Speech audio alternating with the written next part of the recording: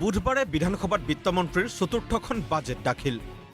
প্ৰতিখন বাজেটতেই ব্যাপক প্ৰতিশ্ৰুতি আৰু চমক সৃষ্টি কৰিব বিচৰা ডক্টৰ শৰ্মা বাজেট প্ৰতিশ্ৰুতি পালনত কিমান সফল হ'ল। বিগত বৰ্ষৰ বাজেটত কৰ্মচাৰীক দুজোৰকৈ খাদী পোছাক প্ৰদানৰ প্ৰতিশ্ৰুতি দিছিল বিত্তমন্ত্ৰীয়ে।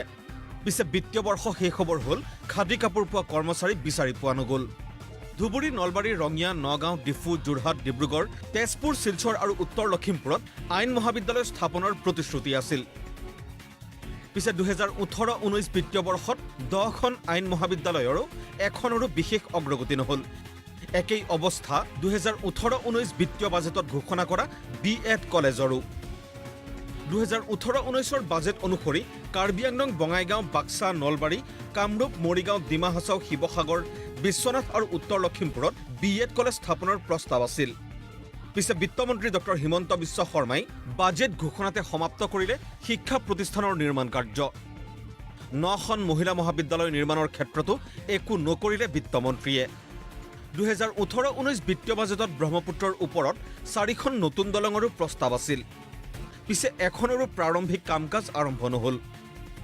অসমৰ থলুৱা শিল্পকৰ্ম, বিশেষকৈ পাট, মুগাকে ধৰি পৰম্পৰাগত বস্ত্ৰ, সৰ্থেবাৰী, হাজোৰ কাঁহ পিতলৰ শিল্পক বিশ্ব দৰবাৰলৈ নিয়াৰ প্ৰস্তাৱ আছিল। পিছে এই প্ৰস্তাৱো পাছ কৰিয়েই দায়িত্ব সামৰিলে বিত্তমন্ত্ৰী শৰ্মাই।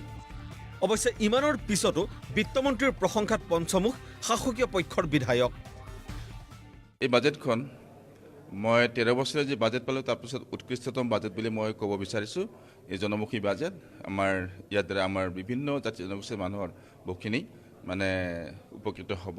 যিখন বাজেট মাননীয় বিত্তমন্ত্ৰী ডাঙৰীয়াই উত্থাপন কৰিলে তাক আমি আদৰণি জনাইছোঁ। আৰু আমি কাম আৰু উন্নয়নৰ মাজেদি যিবিলাক আজে বাজে আন্দোলন হৈ আছে, অপশক্তি যিবিলাক আমাৰ অসমত উঠি আহিছে, আমি কাম আৰু উন্নয়নৰ মাজেদি সেইবিলাকক আমি ধ্বংস কৰিম। যোৱাবাৰ বাজেটৰ কিমানখিনি কাম কাৰ্যকৰী হ'ল? যোৱাবাৰ বাজেটৰ সকলো কাম কাৰ্যকৰী হৈ আছে। একেদৰে বিগত 3 বছৰৰ দৰে এইবাৰৰ বাজেটতো 6টা তাৰকাগৃহৰ প্ৰস্তাৱ ৰাখিলে বিত্তমন্ত্ৰীয়ে। পিছে 3খন বাজেট পাৰ হ'ল, এটা তাৰকাগৃহৰো 10% কাম নহ'ল। আনকি বিত্তমন্ত্ৰীৰ সমষ্টিটো নপৰিল এচপৰা ইটা। আৰু প্লেনেটোৱে আমাৰ প্ৰশ্ন দি নোৱাৰে। সোধক, আপোনালোকে সুধি যাওক। সুধি যেতিয়া এইবিলাক প্ৰশ্ন কৰি থাকে যে অমুক কি হ'ল, তমুক কি হ'ল, মই কি এনচাইক্লপিডিয়া নেকি?